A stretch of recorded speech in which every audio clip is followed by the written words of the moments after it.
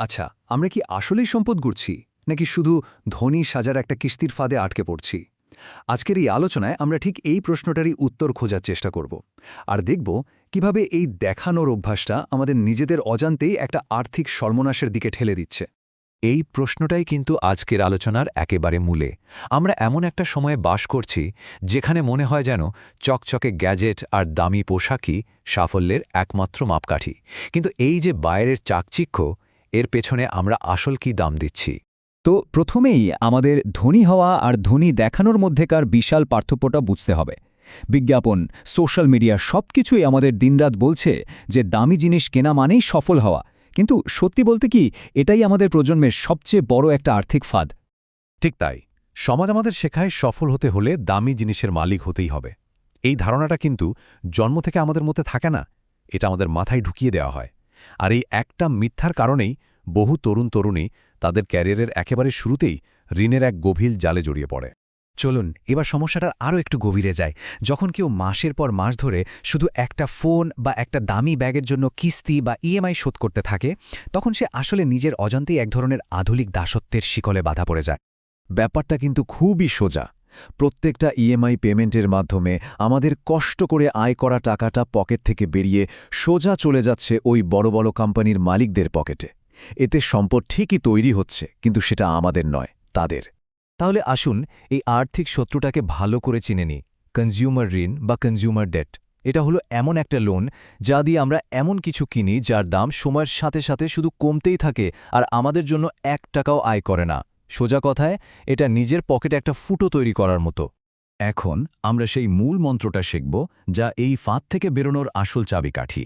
আর সেটা হলো অ্যাসেট আর লায়াবিলিটির মধ্যেকার পার্থক্যটা বোঝা। এমন একটা বিষয় যা আমাদের স্কুল কলেজে প্রায়ই শেখানো হয় না। পুরো ব্যাপারটা আসলে একটাই সহজ প্রশ্নে এসে দাঁড়ায়, আমরা যা কিনছি সেটা কি আমাদের পকেটে টাকা ভরছে নাকি খালি করে দিচ্ছে?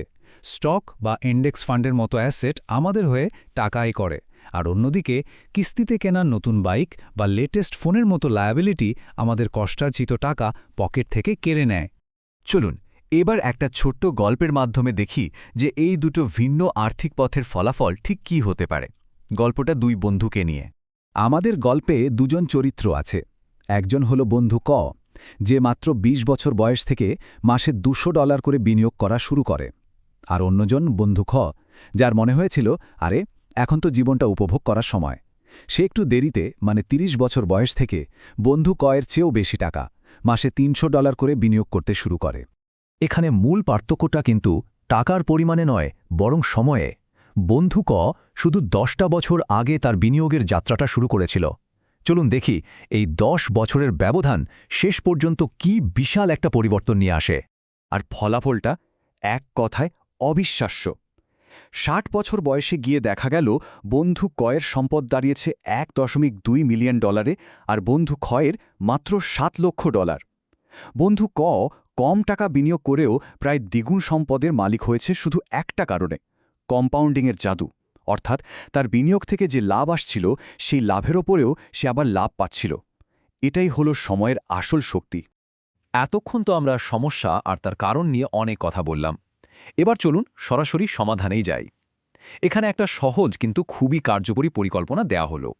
এই নিয়মটা হলো 25-15-50-10 সূত্র। আয়ের 25% প্রথমেই ভবিষ্যতের জন্য বিনিয়োগ করুন, এটাই আপনার আসল সম্পদ। 15% রাখুন ইমার্জেন্সি ফান্ডের জন্য, যা আপনাকে হঠাৎ আসা বিপদ থেকে বাঁচাবে আর ঋণের ফাঁদে পড়তে দেবে না। 50% দিয়ে আপনার দরকারি খরচ যেমন বাড়ি ভাড়া বা খাবার দাবার মেটান। আর বাকি 10% ওটা আপনার নিজের জন্য, শখ, বিনোদন আর জীবনটাকে একটু উপভোগ করার জন্য। আলোচনার একদম শেষে এসে চলুন বিনিয়োগের ধারণাটাকে একটা নতুন চোখে দেখি, একটা খুব শক্তিশালী উপমার মাধ্যমে। এই কথাটা মনে রাখা খুব দরকার।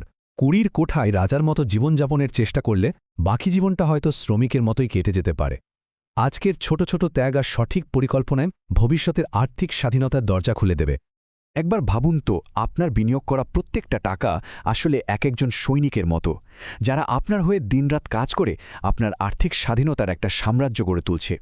আপনি যখন ঘুমাচ্ছেন তখনও কিন্তু আপনার এই মানি সোলজার বা টাকার সৈনিকরা আপনার জন্য সম্পদ তৈরি করে চলেছে। শেষ করার আগে এই প্রশ্নটা সবার জন্য। আমাদের কষ্ট করে আয় করা টাকা, আমাদের টাকার সৈনিকরা, কার জন্য লড়ছে? বড় বড় কোম্পানির মালিকদের আরও ধনী বানানোর জন্য, নাকি আমাদের নিজেদের আর্থিক স্বাধীনতা অর্জনের জন্য? সিদ্ধান্তটা কিন্তু আমাদেরই নিতে হবে।